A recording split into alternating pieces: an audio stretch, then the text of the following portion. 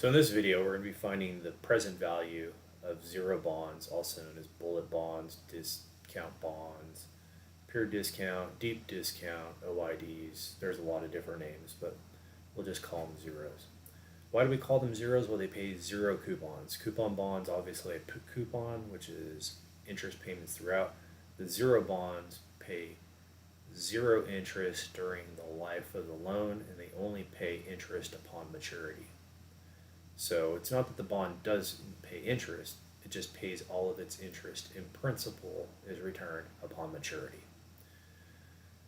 So our first example, we're just going to do an annual bond.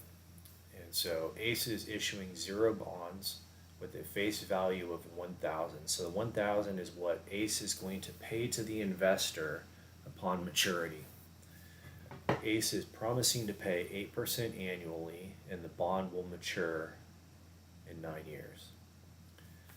So we have to discount back this $1,000 such that it's building in 8% rate of return annually for over a 9-year period. So our first question is, what is the present value of an ACE zero bond?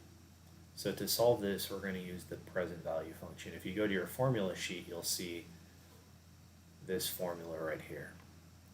So let's start by entering equal sign PV, and we'll hit tab to autocomplete. First, we're going to select our rate. Then we'll select the number of periods. There's going to be zero payments throughout the life of the loan, so we can either just leave this blank, but I always like to put a zero in just so that whoever opens this file up will know that we intended to not have a value there, or that we intended to have a zero value. So our future value is what's going to be received, or what ACE is going to have to pay. So let's put a negative value for 1,000 because that's what ACE is going to have to pay when this bond matures in 9 years. And does the interest accrue at the beginning or the end of the period? Well, it's at the end of the period when interest is accrued, so we're going to type in 0. So that bond today is worth $500.25. So if you were an investor, you would be willing to pay $500.25 for this bond. If you could pay less, that would be even better. But that's the fair value for both ACE and the investor. Here is the formula that we entered to arrive at this value. The next part is, how many bonds does ACE have to sell in order to raise $100,000? So most people would think, oh, 100,000, face value of 1,000, they need to sell 100 bonds, but that's actually not correct. So we can put here number of bonds. And so we know that ACE is having to raise $100,000, and then we want to divide that by the amount that is going to be raised per bond. Now we want to change this from currency to general or number. So ACE is going to have to issue 199.9 bonds. Well, ACE can't issue a partial bond, so they're going to need to round up. So really quick, there's our formula, and then down here, so what we're going to do is we're going to equal sign round and then up.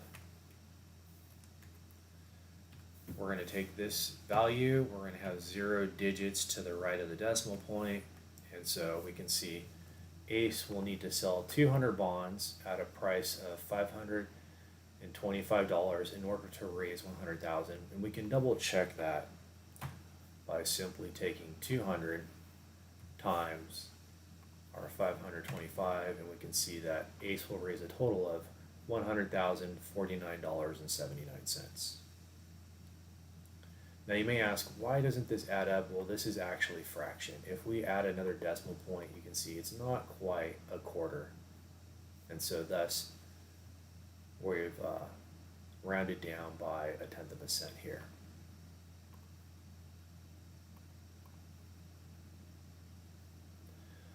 All right, in our next example, we're going to have sub-periods. So this is for annual discount. Now we're going to go to sub-periods.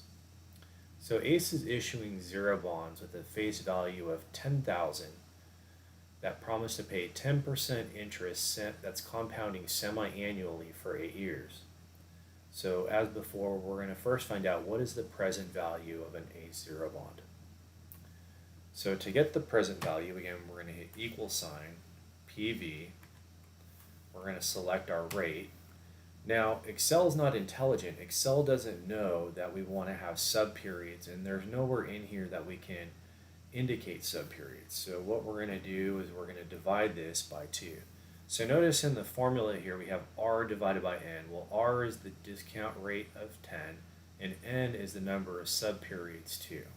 So what you see here in the formula we're representing in the Excel function as arguments.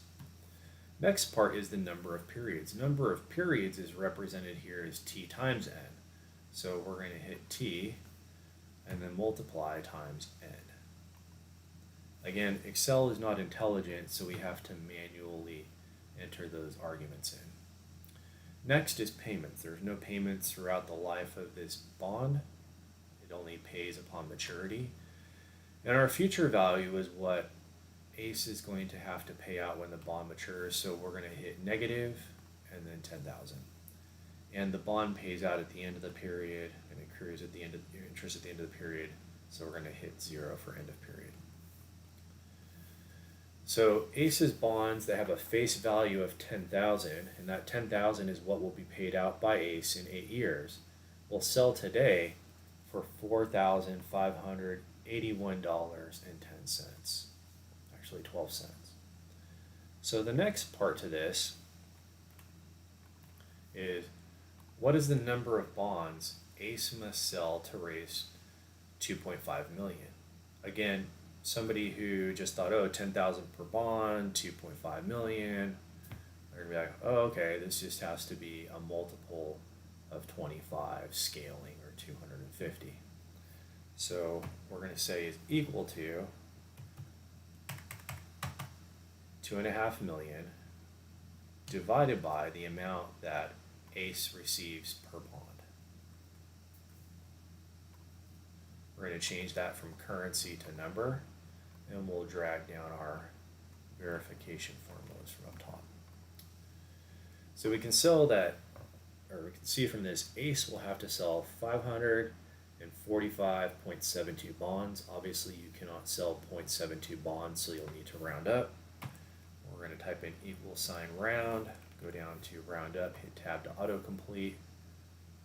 We'll select the odd number or the incomplete number, and then we'll type in 0 for number of digits to round up. And so we can now see that ACE will have to issue 546 bonds to reach its funding goal of 2.5 million.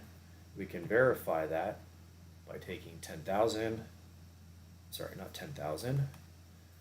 by taking 4,581, multiplying by 546, and we can see, sure enough, ACE will reach its funding goal of 2.5 million.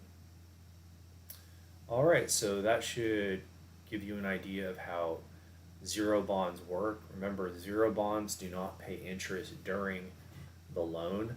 Interest is only paid upon maturity with return of the original principal. So the principal for this bond would be 4,581.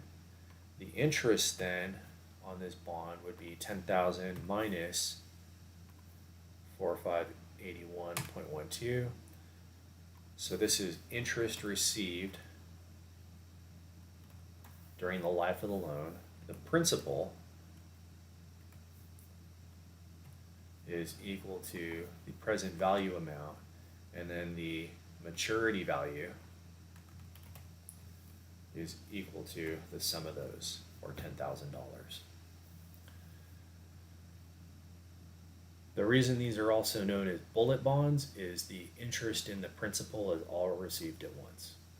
All right, well, if you have any questions, email me. Otherwise, move on to your work.